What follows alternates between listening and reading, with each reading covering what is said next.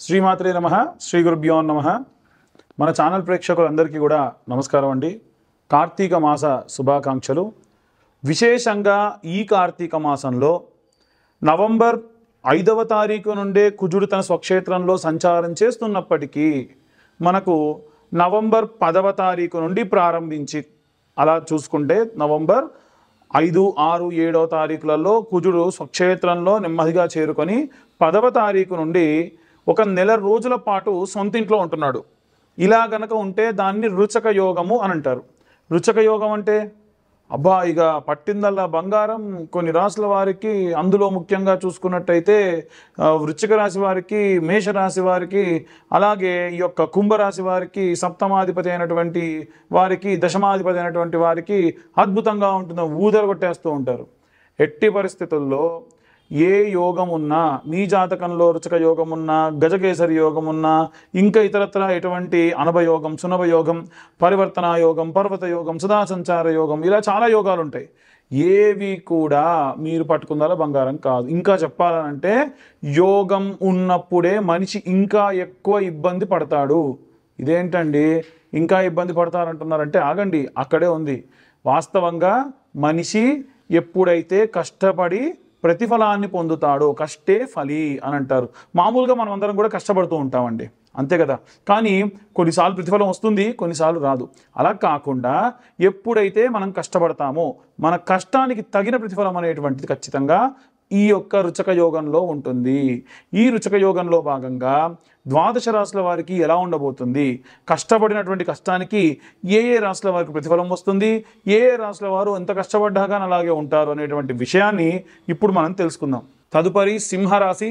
సింహరాశి వారికి సంబంధించి లగ్నాత్ కేతుగ్రహ సంచారం, అలాగే 12వ స్థానంలో గురువు, మరి ఈ రుచక యోగం అనేటువంటిది యోగిస్తుందా లేదా అనేటువంటి విషయాన్ని ఇప్పుడు మనం తెలుసుకుందాం. ముఖ్యంగా చూసుకుంటే కేతువు తన యొక్క సింహరాశిలో సంచారం చేస్తున్న కారణం చేత విపరీతంగా భయము, ఆందోళన, మతిమరుపు, గుండె సంబంధితమైన, వెన్ను సంబంధితమైన ఇబ్బందులతో బాధపడే అవకాశం కనిపిస్తూ ఉంది. అలాగే 12వ స్థానంలో గురుగ్రహ సంచారం చేస్తున్న కారణం చేత ఎప్పుడు కూడా గురువు 12వ స్థానంలో ఉంటే మంచి అవసరమయ్యేటువంటి ఖర్చు ఉంటుంది ఖచ్చితంగా, దాంట్లో సందేహం లేదు. కానీ ఇప్పుడు మనం ఏదో పచారీ కొట్టుకెళ్ళి డబ్బులు తీసుకొని రావడం ఖర్చా, అది నిత్యావసరం కాబట్టి అది ఖర్చు కిందికి రాదు.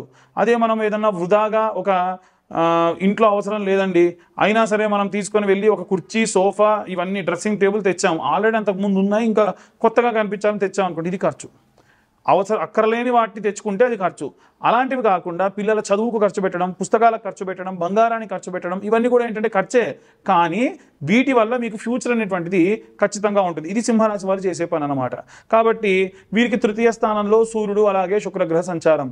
శుక్రుడు ఎప్పుడూ కూడా 3వ స్థానంలో అనుకోని రీతిలో వీరితో వీరి యొక్క ఆపోజిట్ జెండర్, అంటే ఆడవాళ్ళైతే మగవాళ్ళు, మగవాళ్ళైతే ఆడవాళ్ళతో కమ్యూనికేషన్ స్టార్ట్ అవుతుంది. మాట్లాడతారు, పరిచయాలు ఏర్పాటు చేసుకుంటారు, రిలేషన్షిప్లోకి వెళ్తారు. కొంతమంది ఏంటంటే సర్టెన్ రేంజ్ వరకు దాన్ని ఆపేస్తారు. ఇంకొంతమంది ఏంటంటే కొనసాగిస్తూ ఏదో ఎఫైర్ లాగా వెళ్తూ ఉంటుంది. అది మీ జాతకంలో ఉన్నటువంటి శుక్రగ్రహ సంచారాన్ని బట్టి మనం ఇంకా అనాలిసిస్ చేయొచ్చు. అలాగే 3వ స్థానంలో ఉన్నటువంటి సూర్యుడు కూడా ఏంటంటే రాజకీయ నాయకులు ఇప్పుడు చాలామంది మైకుల ముందు పట్టుకొని తండ్రి పేరు తాత పేరుగా, తాత పేరు తండ్రి పేరుగా, అంబేద్కర్ గారిని పట్టుకొని అంబేద్కర్ అని ఇంకేదో ఇలా మాట్లాడుతూ ఉంటారు కొంతమంది. అవి ఎందుకు అలా తప్పుగా మాట్లాడతారంటే 3వ స్థానంలో గనక సూర్యుడు వక్రం పొందుంటే కమ్యూనికేటింగ్ విషయాల్లో రాజకీయ నాయకులు తప్పుగా కమ్యూనికేట్ చేస్తారు. ఒకటి మాట్లాడడం, నాలుక తడబడడం, ఇలాంటివి జరుగుతూ ఉంటాయి సాధారణంగా. ఇది కారణం అయ్యుండొచ్చు.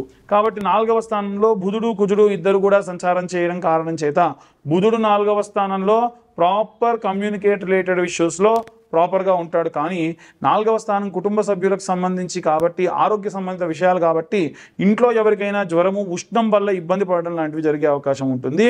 ముఖ్యంగా చూసుకుంటే సింహరాశి వారికి అష్టమ శని చండాల యోగము.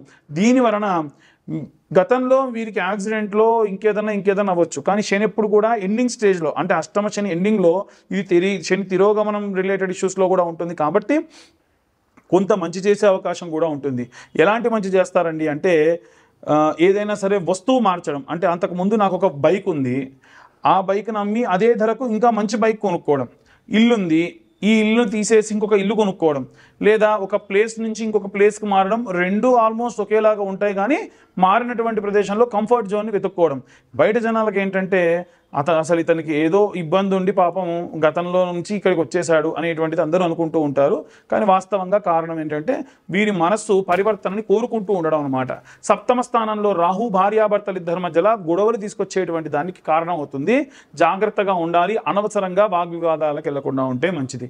ఇన్ని డీటెయిల్గా నేను చెప్పేది గోచార రీత్యా చెప్పే విషయములు మాత్రమే. డీటెయిల్గా జాతకం గురించి కావాలనుకుంటే మీ పేరు, date of birth, time, place కింద ఉన్న నెంబర్కి వాట్సాప్ చేయండి.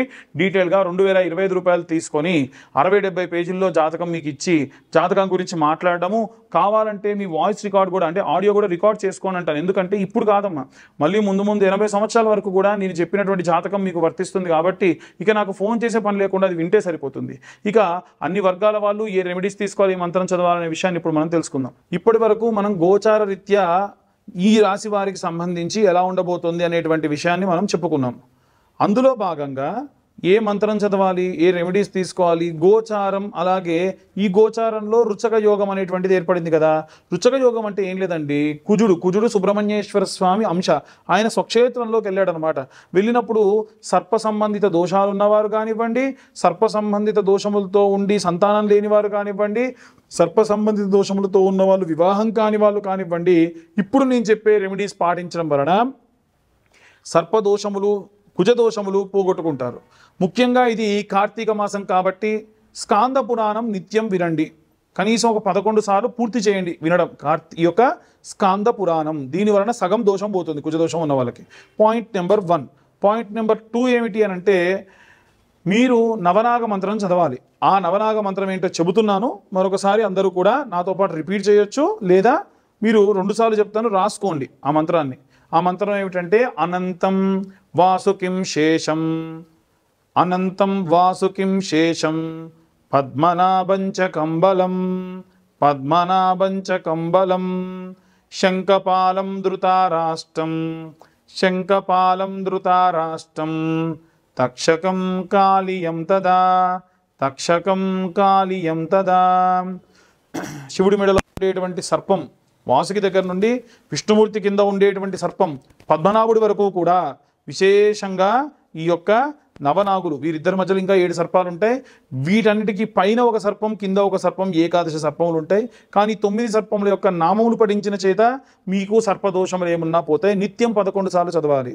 కార్తీక మాసంలో మనకు రుచయోగ యోగం ఉన్నప్పుడు చదివితే ఇంకా విశేషమైన సత్ఫలితం ఉంటుంది. మరొకసారి మంత్రం చెప్తాను చూడండి. అనంతం వాసుకిం శేషం, పద్మనాభంచ కంబలం, కంబలం శంఖపాలం ధృతారాష్ట్రం, తక్షకం కాళియం తదా.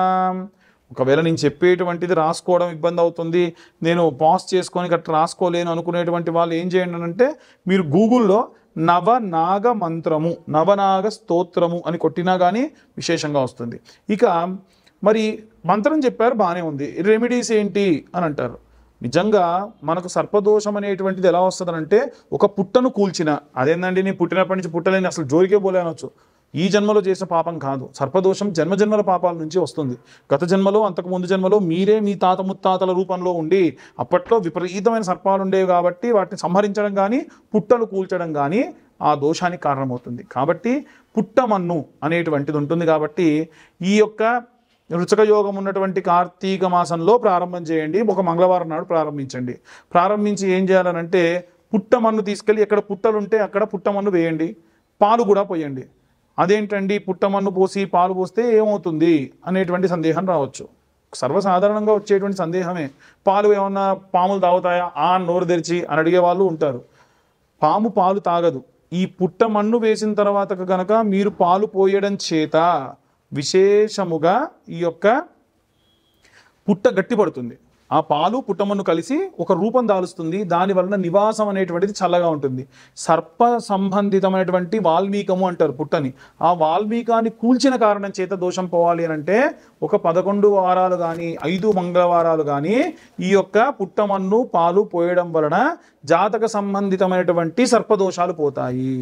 కాబట్టి ఇంత వివరంగా మీకు చెబుతున్నాను, అర్థం చేసుకోండి. అక్కడికి వెళ్ళి కూడా ఇదే మంత్రం, అనంతం వాసుకిం శేషం, పద్మనాభంచ కంబలం, శంఖపాలం ధృతారాష్ట్రం, తక్షకం కాళియం తదా. మీకు ప్రదక్షిణ చేసే అవకాశం ఉందనుకోండి, మానసాదేవి స్తోత్రం అని ఉంటుంది. ఆ మానసాదేవి స్తోత్రాన్ని కూడా పఠించవచ్చు. ఇక చాలామందికి ఉండేటువంటి సందేహం ఏంటంటే, మాకు పితృదోషాలు ఉన్నాయి, సర్పదోషాలు ఉన్నాయంటే, పితృదోషం ఉన్న వాళ్ళకి ఈ మధ్యకాలంలో బస్ యాక్సిడెంట్స్ అయిన తర్వాత నుంచి మేము ఎట్టి పరిస్థితుల్లో కూడా మేము టూర్ ఆపరేషన్స్ చెయ్యట్లేదు. కాబట్టి మీరు సొంతంగా మీరు ట్రాన్స్పోర్టేషన్ త్రూ గోకర్ణం వస్తే వచ్చిన తర్వాతకి మిమ్మల్ని రిసీవ్ చేసుకోవడం, మీకు ఫుడ్ అకామిడేషన్ అన్నీ కూడా పుణ్యాశ్రమం ఈ యొక్క రాజగోపాల్ గురువు గారి యొక్క ఆశ్రమంలో పూజాది క్రతువులన్నీ నిర్వహించడం జరుగుతుంది. మీకు ఫుడ్, అకామిడేషన్, అలాగే పూజ సామాగ్రి అన్నీ కూడా మేమే అకామిడేట్ చేయడం జరుగుతుంది. ఇవన్నీ కూడా ఏంటంటే గోకర్ణ క్షేత్రంలో పుణ్యాశ్రమంలోనే చేయడం జరుగుతుంది. కాబట్టి చాలామంది 12,000 కదండి అక్కడికి వెళ్తే, మీరేంటి 21,000 అంటున్నారు. అక్కడ పూజా సామాగ్రికి 12,000, పూజకు 12,000. మేము చెప్పేది రెండు కలిపి, ఫుడ్ అకామిడేషన్ కలిపి మీకు మొత్తం పూజ పూర్తయి అక్కడికి వెళ్ళేంత వరకు కూడా 21,000 రూపాయలు ఛార్జ్ చేస్తాము. అక్కడ జరిగే పూజలు గణపతి పూజ, వసురుద్ర ఆదిత్య స్వరూపంలో ఉన్నటువంటి ఆవాహన, మోక్షనారాయణ ఆవాహన, మోక్షనారాయణ హోమము, తిలా హోమము, ప్రాయోచిత్త తిలా హోమము, అలాగే మోక్షనారాయణ బలి, త్రిపండీశార్థము, పంచమ పిండాలు, దశమ పిండాలు, అలాగే సముద్ర స్నానము, ఇవన్నీ కూడా ఏంటంటే ఈ పూజలో భాగంగా చేస్తారు. పితృదోషం ఉన్న వాళ్ళు ఇలా చేయించుకోవచ్చు. సర్పదోషం ఉన్న వాళ్ళు ఇప్పుడు నేను చెప్పినటువంటి రెమెడీ పాటించవచ్చు.